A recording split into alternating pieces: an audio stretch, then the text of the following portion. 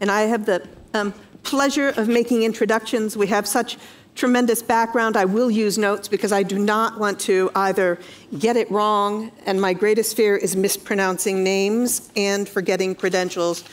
So I have set the bar high enough for myself. So sitting next to me is Ioannis Ghikas, who is a professional diplomat with 30 years experience, mainly in politico-military affairs, the European Union, and the Eastern Mediterranean.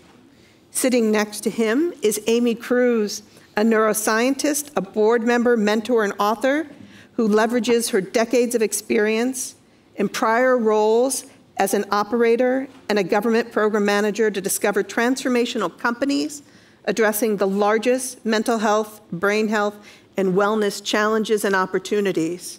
And to her, next to her, is Professor Hillel Lashul, whose research focuses on applying chemical biology approaches to elucidate the mechanisms of protein misfolding and aggregation and their contribution to neurodegenerative diseases. The goal of his work is to develop novel mechanism-based therapies and diagnostics for early intervention and monitoring disease progression. And on our screen, I hope we will get it up on the main screen, is the wonderful Jennifer French, who we can see in the monitor facing the panel, and now the whole room can see. Hello, Jennifer. Jennifer is someone who focuses on education and advocacy of neurotechnologies as an accomplished writer, speaker, board member, and organization builder. She is a faculty member for the Neurotech community, and recently, with others, launched the Implantable BCI Collaborative Community, a multi-stakeholder forum dedicated to advancing regulatory science in IBCIs. Jennifer, welcome. So, we've had two very stimulating presentations, and now it's the opportunity for the panelists to share their expertise and perspectives on what we've heard and how we need to think about this from a science diplomacy perspective when it comes to neurotechnologies. And I'm going to start with Hillel. What are the most promising near-term applications of neurotechnologies in healthcare, particularly for treating neurological conditions such as Alzheimer's, Parkinson's, or stroke rehabilitation? A small question, please. Thank you. First, it's great to be here and to be back in Geneva.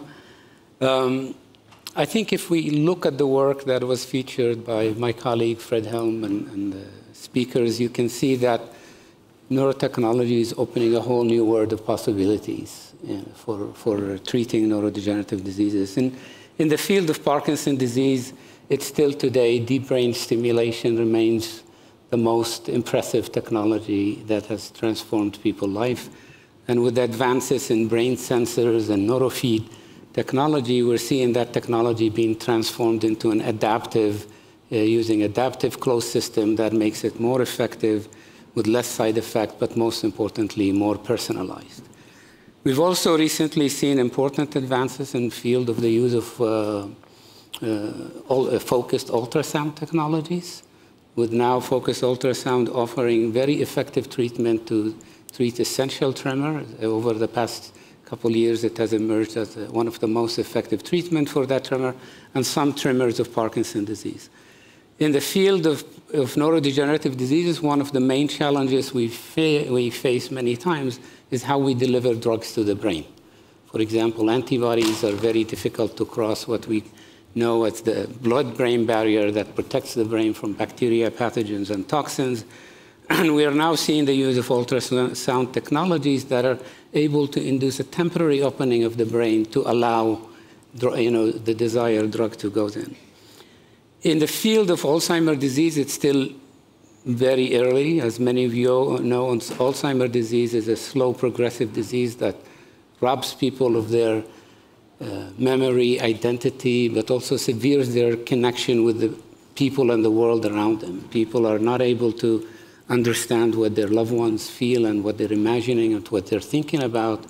And the sense of sort of a shared loss of memory creates a situation where people are all isolated and feel hopeless. So there is the idea if one can use neurotechnology to reconstruct what people are thinking about and what they're imagining. And this is, we're beginning to see glimpses of technology that makes us realize that this is going to be possible, with the possibility of translating thought to text and the possibility of translating brain imagery, reconstructing brain imagery, and ability to do that in real time will be transformative. I personally believe that the true unlocking of the true potential of technology, what happens when that technology is applied at a very early stage of the disease. Today, neurotechnologies is applied to severe or cases that do not respond to normal therapies. Parkinson and Alzheimer's disease are diseases that start 15 to 20 years before you see the symptoms. And by the time the symptoms are manifested, we're fighting an uphill battle. So I think the integration of neurotechnology at the very early stage, when we have the ability to prevent further deterioration, improve brain resilience, activate the immune system, and coupling that, which has not happened, with biomarker data and health data that we can collect with wearables, will allow us to start new types of combination therapies and interventions that are not possible with the traditional approaches. Thank you so much. Amy, I have a question for you.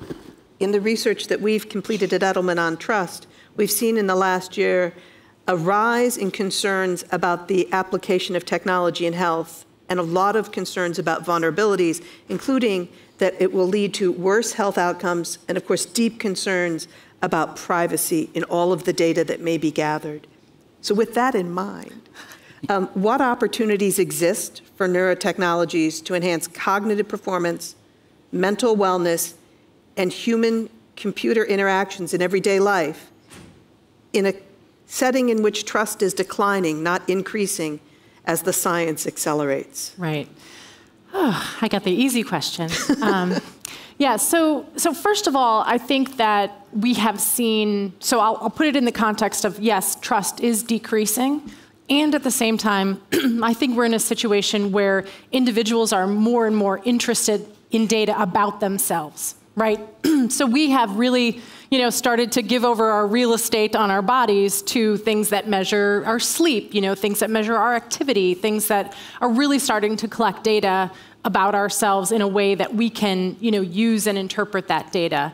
And so I think neuroscience is actually benefiting from the challenges and all these adaptations that we ourselves are making to add these sensors to our bodies. And so there's already great evidence. I mean, Ariel presented evidence. There's plenty of evidence in the literature that we have the ability to enhance our memory. We do have the ability to use neurofeedback to improve certain parts of our performance. What hasn't happened yet, right, is that leap over the chasm of actually everyday individuals having access to that type of training and technologies, and then actually implementing it themselves. So I think one of the challenges that we've had is that, because of course it's a consumer technology, it has to be purchased from a company, as Ariel mentioned, the scientific education of the consumer is actually something that really hasn't happened yet. It hasn't really moved forward. I think we're making great, little leaps and bounds here and there,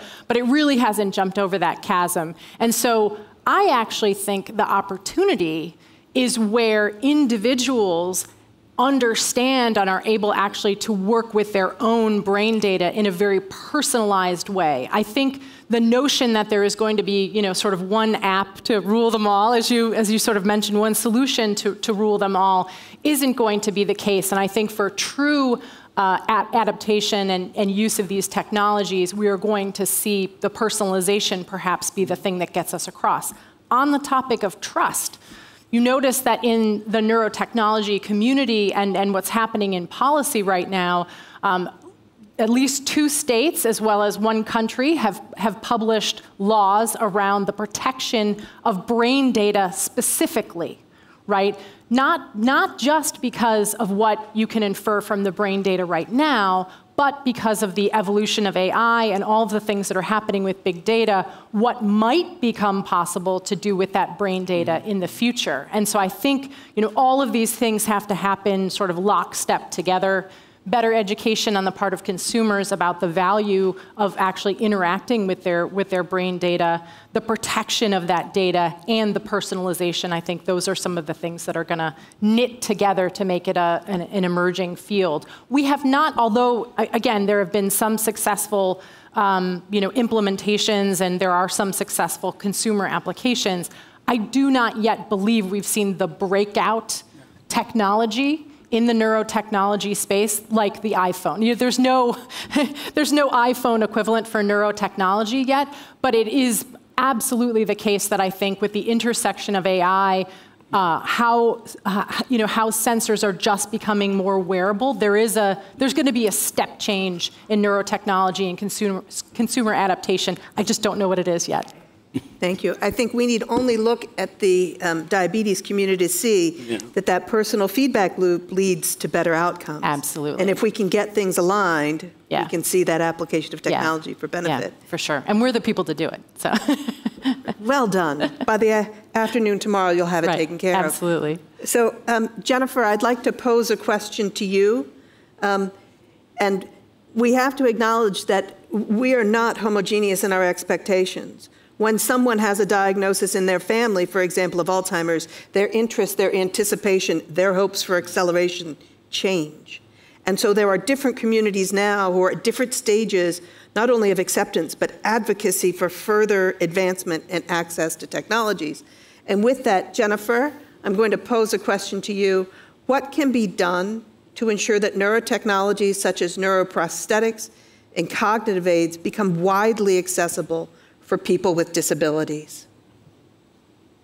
Well, thank you for that question. I do want to make maybe 3 key points just to set the landscape, and then we can talk about points in terms of improving access. So first, when we think about novel medical neurotechnologies, many of them are still in clinical trials, as was mentioned earlier, but they are rapidly advancing to the market. So understanding the landscape that we're in today.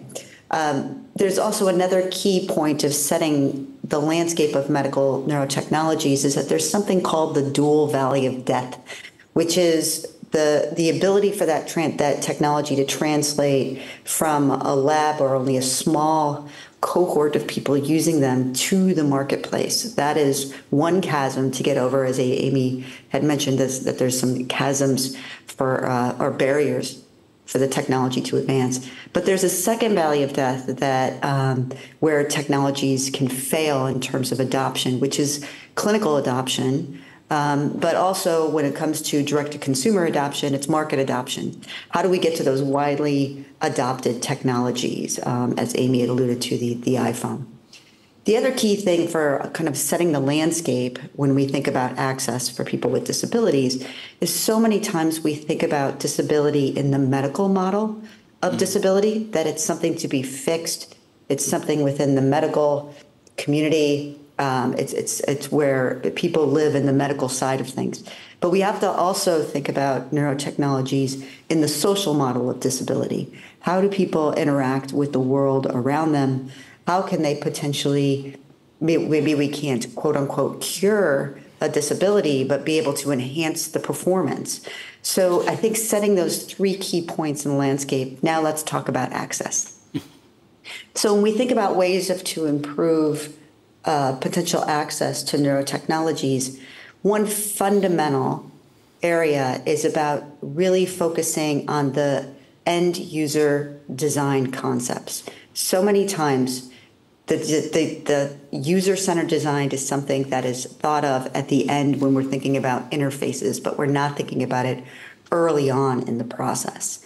And that also couples with what's called community engagement, meaning that we engage with the community early as technology developers, and that doesn't mean running a focus group. That means having a very collaborative relationship with the community and the cohort of people that you're trying to address. That also helps to build trust for the technologies that are being developed for various neuroprosthetics or cognitive improvements. Also, when we think about building equity and inclusion early on, so thinking of how are we going to deploy these technologies medically? What type of technical support will there be? How will they be accessible from a financial or economic perspective? And that does not say that only external devices are preferred over implanted devices. Let me give you an example. There's transcranial magnetic stimulation available for people with major depressive disorders, but that can be very financially unfeasible because they have to transport back and forth to a clinic quite frequently, which can be an economic burden. Another key point for helping with access is really mitigating the various aspects of abandonment. And abandonment can be where a clinical trial ends and those that are using that technology it's no longer available to them. But also think about post-market access, that if a company goes out of business, somebody that has an implanted device, that device will no longer be supported. So we really have to build systems around ensuring that we avoid abandonment of these neurotechnologies once they're adopted. And finally, we really have to look at really addressing the ethical, legal, social, and cultural implications of the technology development within our society. So I think once we look at a lot of those points and start to adopt them into the development of technologies, we can start to address access for people with disabilities. Jennifer, that's very well stated. As I know, my phone is dying. I've had it for 7 years, and it no longer supports apps. When we bring technologies into humans, we need to support those apps in ways that are far more important. So, Ioannis, I want to ask you a question. Also, what we know from our data is that more so than another pandemic, the general public is deeply concerned about the politicization of medical science. So from that construct, what do we do to not only think about trust, but also meet the acceleration that we're seeing in the advances in neurotechnologies? What do we do to make this a global opportunity and solution? And what do we need to put in place to secure that? Okay, thanks, Lynn. So there's a lot to be done. And I think people are right to be worried and to need reassurance. We need to put in place a framework that will reassure people that the enormous potential of neurotechnology, like artificial intelligence, other emerging technologies, is used for our benefit and for bridging the divide between the developed world and the developing world. So, in my present job as representative of Greece to the Human Rights Council, what we've done together with Switzerland, Singapore, and Chile is we've put forward a resolution that, whose aim is to make sure that we identify the potential dangers to human rights from these emerging technologies. And we're doing this as the first step in order to put in place a framework that will protect citizens all over the world. It will be a framework, a sort of guidelines for governments all over the world to put in place so that we can develop these technologies safely and without violating fundamental rights. That is the one thing we need to do. And we also need to think about whether we need some sort of protective international regime to make sure that there is not misuse or trafficking of these technologies, because all technologies, unfortunately, have been weaponized, and neurotechnology will be weaponized. So we need to take that very seriously into account.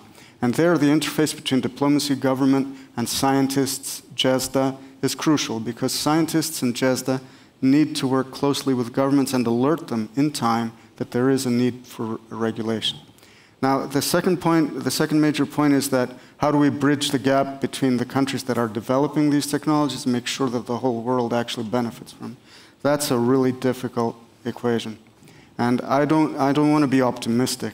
I want to be pessimistic and ring some alarm bells. We have a lot of work to do there. Diplomacy has a role to play.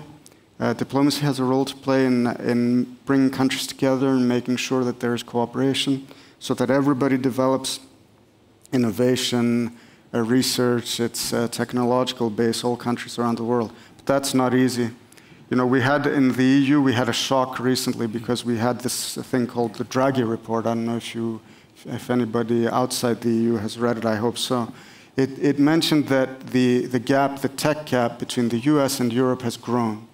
In the last 20 years, productivity and GDP has grown in the US 30% more than the EU because of the tech gap, right? Because the whole framework in the US is better for venture capital, for making innovation readily available to citizens in a way that creates wealth.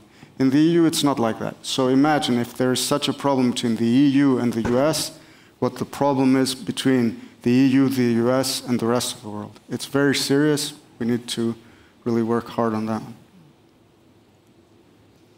Thank you. I'm going to go back and ask Hillel to dig a little bit deeper on the topic of how advances in neurotech, I know we've talked about this already, brain-machine interfaces or neural repair revolutionize patient outcomes and can improve quality of life. Can you give us a sense of what things might look like perhaps in the next 5 years? Yeah, I think, I go back to the point that was addressed earlier about scalability. I think the only way, one way or alternative way to scale the benefits of these neurotechnologies is to reverse engineer their benefits. We need to spend enough time to understand how they work and what is the mechanism underlying the benefits that we get. And perhaps that insight could lead to much more affordable forms of therapies that can be.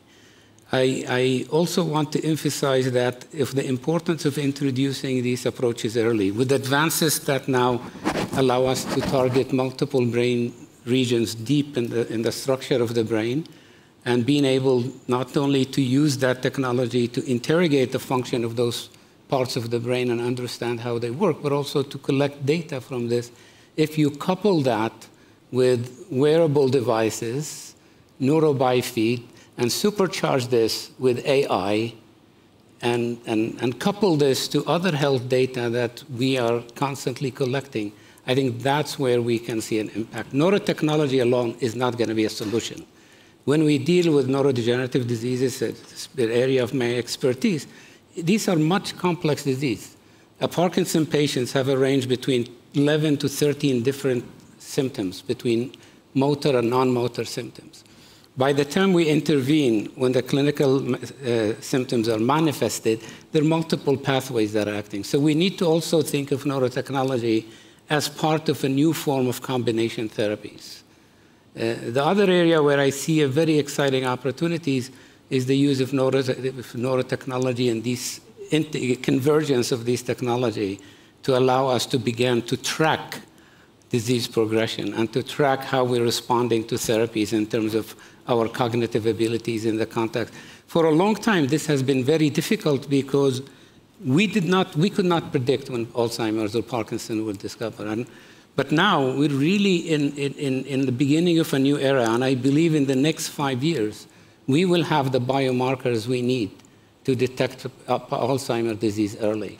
We can today already, with some biomarker, detect Parkinson with 95% accuracy. The question is, what can we do about it? And I think integrating neurotechnology early with a focus on enhancing brain plasticity, using neurotechnology not only at the electrical signal level, but to activate molecular mechanisms, and combining that with different approaches is important. I just want to close with an important point on equity and inclusivity. When we usually having somebody who comes from Yemen, which is a poor country, when we usually talk about the low, income countries, the thinking is always, what can we do with them? And I go back that, first of all, we need to make sure that our data is diverse and reflect the diversity of humanity. Otherwise, we're only developing tools and drugs that will perpetuate inequality and will not serve the entire population. Two, the problems we have are enormous, and the solutions are not technological. They require brain power. And therefore, we need to leverage and mobilize all the brain power in the world to try to solve these. And we need to balance between these high-end, expensive solutions and solutions that are affordable, that can be implemented. And there is no better people that can come up with those creative solutions than the people who need them. And therefore, my point is that equity, inclusivity, we need a new model where we think about it in terms of equal partnership, not rather a service. And I'll end with this thing. Thank you. Amy, I'm going to throw this to the other side. We have a sense of what the scientific solution is when we take a look at developing new interventions, finding the right population, testing. In those frameworks, we have ethical consultations along the way. Let's talk consumer products. Because we know today that even through their use of some platforms, we're able to identify people who are on the risk of a mental health crisis. Sure. That data is not exactly available to us for all hosts of a private company may own. Right. Talk a little bit about consumer products that might help to bring us together and enhance the acceleration of science to get to some real breakthrough solutions. Yeah, well, I mean, you know, I want to pull on this thread that we've been talking about around biomarkers, because I do think that we are entering a space of having access and ability to really start to track some of our mood states, track some of our, you know, challenges or strengths or resilience, you know, through the consumer technologies that we have right now. I think that is one potential way to sort of bridge us to this solution, right? Because right now, and this is, you know, I'm an optimist, right? If you're an investor, you're typically an optimist, right? And I'm also a scientist, right? So a scientist and an investor, you know, when you're an investor, it is not what is the technological solution and, oh, maybe somebody will actually buy it, right? It is really about that product market fit. And I believe that individuals who are interacting with consumer technology have to perceive a benefit for themselves. That has to happen, right? And I think if even just using simple technologies, real estate that we already have at ourselves, our phones, other things like that, if people start to perceive benefit from those, they may then choose to engage with an intervention. That intervention doesn't necessarily have to be just a neurotechnology application, meaning an EEG headset or something else. It could be a dietary change, right? It could be a lifestyle change. It could be something about their social interaction. And so last week or 2 weeks ago, I was part of the UN General Assembly, the Science Summit. We had a big focus on global brain health. And the amount of information and the amount of knowledge in that room about how we can day-to-day impact our own brain health in simple ways, I think is a really good step in the direction of getting, you know, knitting all these pieces together. So I think have to be, you know, beneficial to individuals, have to derive benefit from that, have to see something that they can do with that information, and then maybe start pulling right into, you know, consumer spaces that folks might want to interact with, versus maybe a little bit of my historical, you know, thing is like, oh, this works magically, you know, if you build it, they will come, and that's definitely not the way it works in sort of the real world. And so I think those are some of the ways that we can knit that together in the consumer space. Jennifer, a question for you. What initiatives and partnerships are needed to scale neurotechnologies from cutting-edge labs to mainstream solutions for improving quality of life? Absolutely. So I mentioned earlier, when we think about improving quality of life and building partnerships, one of the low-hanging fruit is really doing community engagement with the populations that you're trying to address. Mm-hmm. And that community engagement is not a one-way communication, it's a two-way communication, so that we can learn from the populations as well as the developers being able to help design and intentionally design the technologies, but also the deployment of those technologies. You mentioned in the introduction about the launch of the implantable brain-computer interface collaborative community. We recently launched that earlier this year. And collaborative communities is a kind of a key concept. They are intentional and distinctly designed to address unanswered questions. So in this case, it has to do with implantable brain-computer interfaces addressing unanswered questions like, What are the clinical endpoints? How is the payment structure going to be? What are the industry standards?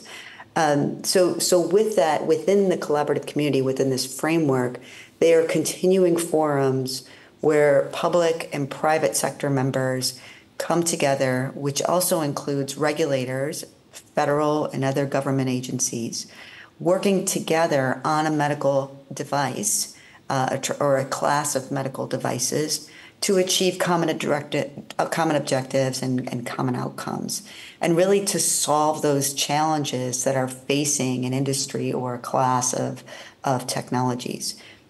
So when I say public and private sector members, it's a multi-stakeholder approach, which has been a bit of a theme that in some of the responses, that we can't answer all of these questions in a certain class or a certain category. Collaborative communities pull multi-stakeholders together. So that means those in research and science, clinical, those who are payers, regulators, advocacy organizations, as well as people with lived experience, all working together to solve unanswered questions for the adoption of technologies. And I think those are key partnerships that need to happen to help marshal the technology going forward, but also the adoption. And they have 4 key concepts associated with collaborative communities. One is that they need to be very transparent in what they do, which is incredibly important for building trust in the community. They need to engage broad stakeholders, as I mentioned. They also work in what's called a pre-competitive space. So we are working with private companies, but they're all working together in what's called a pre-competitive space to help solve issues that are industry-wide. We're also using and applying and developing what's called regulatory science, meaning using scientific method to address some of the societal, some of the adoption issues that might be coming up into the future or will be approached in the future. So I think collaborative communities are a great way of building partnerships to develop the technologies and bring them to adoption. That also very beautifully aligns with where public trust sits today. While we may not trust institutions, we do trust our doctor, we do trust our friends and family, and we do trust the people who we identify with, bringing a tremendous amount of credibility to the scientific process. So more than just a citizen science, an authority and an expertise that's going to be essential, I think, for success. So Ioannis, we've talked a little bit about ensuring that breakthroughs are distributed globally, particularly developing nations and underserved populations. Can we also think a little bit about how different populations will need different technologies at different times? How do we prioritize, for example, the complexity of some of the population needs in a developing world versus a developed world in the US marketplace? In discussions we've had recently, US is a great place to come if you're super sick and want something really expensive and complex. We don't do prevention, as opposed to maybe European markets where there's much more investment in public health. So how do we prioritize? Because I think we're going to have to think about resource allocation at some level, and that's going to have to play a role, I think, in some level of diplomacy. Yeah, I think if you're speaking on the global level, I think every country, every society needs to identify its own needs, right? So this is an internal process, and they need to do it. What we can do through diplomacy is try to ensure a level playing field so that every country, whether it's Yemen or other countries, have the ability to develop their own national plan, priorities, and put in place a framework that will meet their needs and identify their requirements and avoid a lot of negative effects like brain drain to developed countries. People need to be able to develop these technologies in their home country, in their home. In Greece, we have a tremendous problem with brain drain. We are losing thousands of scientists every year to other countries that offer more pay for the scientists. So it's a very complex question, but our focus should be on that, on cooperating, so that to the extent possible there is a level playing field and every society can make its own choices. I think that important repatriation of the expertise is a critical factor to think about, although I know that word may be very weighted from different perspectives. So we've had a bunch of structure questions. I want to just sort of open for observations. And I see Jennifer just grinning ear to, I'm sorry, I see Amy grinning ear to ear. Amy, would you like to just jump in on the topic here? This has been a fascinating discussion because it reminded me of one thing. And it reminds me of the just how nascent and growing this neurotechnology industry is, right? From an investor perspective, it might be a success from a monetary, perspective if a big tech company buys one of my little neurotechnology companies, right? But is that good for the neurotechnology field overall? Or is it better to have, standalone, large, big, publicly traded neurotechnology companies that do some of the things that we're talking about, building trust and taking care of data and, working on privacy and those types of things. And so, I am an advocate for a healthy, functioning, real neurotechnology ecosystem because I believe if those technologies are in the hands of companies and, things that we're all working together to create, it may have a better outcome than if the technology just goes into the, big tech land, right, and becomes another subunit of one of those entities. And back to your topic of trust, I think that's part of that, right? If a big, large tech company was the only way that you could get a neurotechnology, some people might say, thanks, I'll pass, right? So that just sort of came up for me, as we were sort of having this discussion, is just how much we need to support that industry, both with capital, with diplomacy, with policy, and everything else. So, yeah.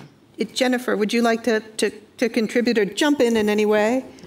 Yeah, absolutely, Amy. Thanks for setting the groundwork from a market perspective. Absolutely, but we also have to think about accessibility for those who are living with various types of neurological conditions on the economic scale. Yeah. What I worry about is we have these fantastic technologies. Are they only going to be available for those who can afford it financially? Yeah. And for those countries that are wealthy countries that can afford it?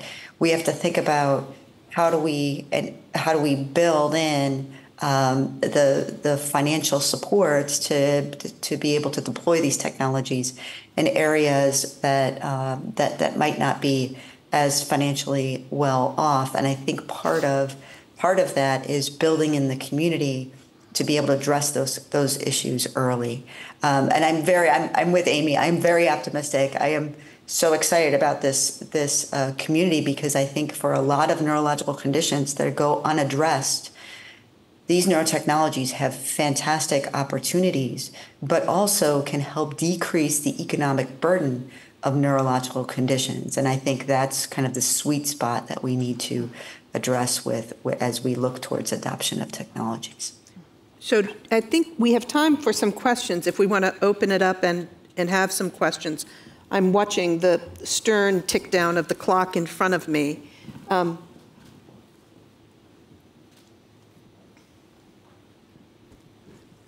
Hi, thank you everybody. It's an excellent panel and topic. I'm Eduardo Schemberg, neuroscientist and GESDA alumni of the Science Diplomacy Week this year. And my question is if mental health and psychiatry are lagging behind more neurological conditions with the neurotechnology, and how do you see the importance and the promise or not for psychiatry in specific? Thank you.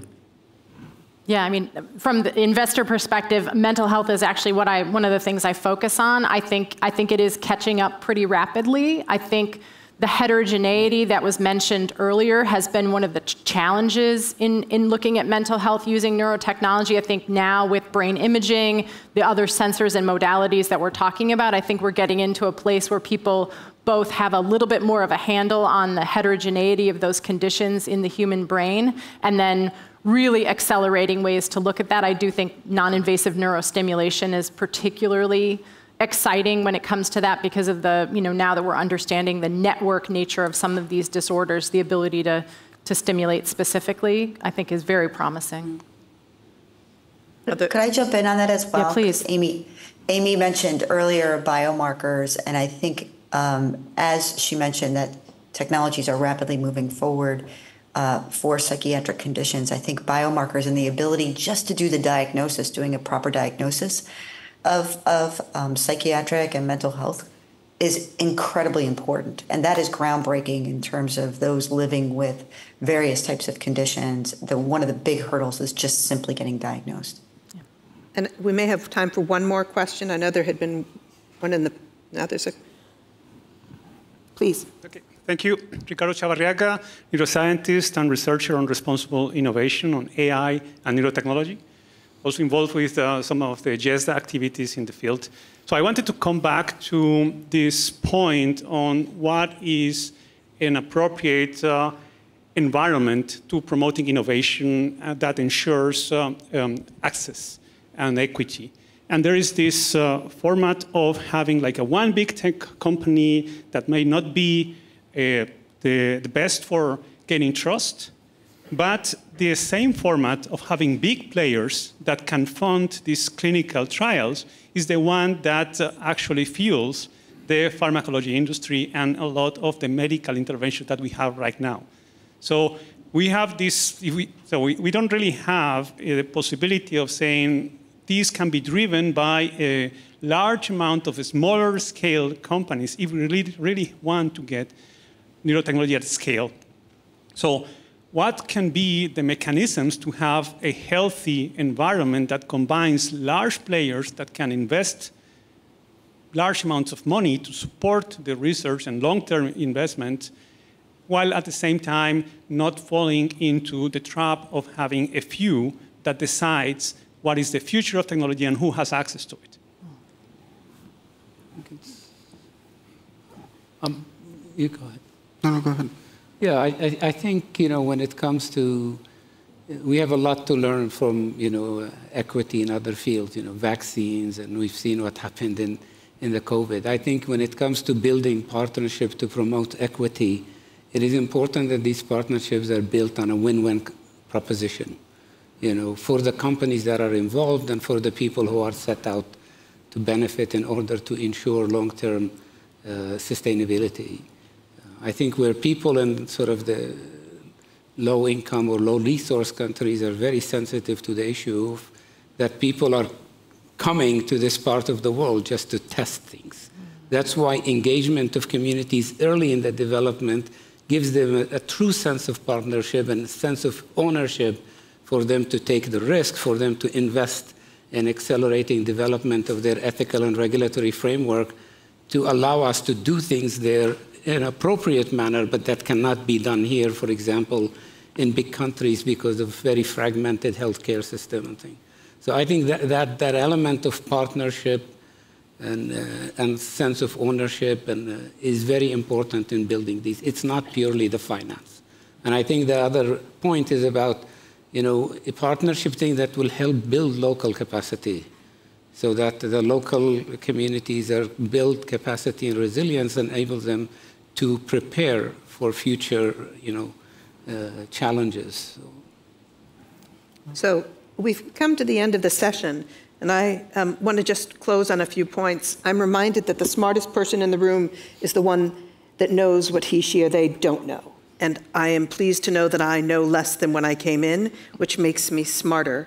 I will say that in the course of this conversation, we've identified a lot of problems to solve, and many of them are characterized by crossing the gaps, whether it is the innovation valley of death, whether it is the equitable distribution of technologies and neurotechnologies when they come to market, whether it is the now US versus Europe versus others in big tech domination, which it should be noted, Americans are the least trusting of technology, so we may do it really well, but we don't trust it. We also have talked about the critical role that collaborative communities play at all stages because of their expertise and authority in helping to ensure that innovations are guided by the needs of those from a number of perspectives, be it medical, social, or quality of life even. And I just want to close on that notion that we're on the verge of getting so much more information and that we need to collaborate and manage that with the right cadenced stakeholder engagement as we move along so that everyone's anticipation results in an outcome and a fulfilled expectation that improves lives with all the accelerated science. Well, I want to thank our technology leaders and scientists and market makers and community leaders and diplomats who were on the panel and our presenters earlier, and thank them so much for this wonderful and dynamic panel. Thank you. Thank you. Thank you. Thank you.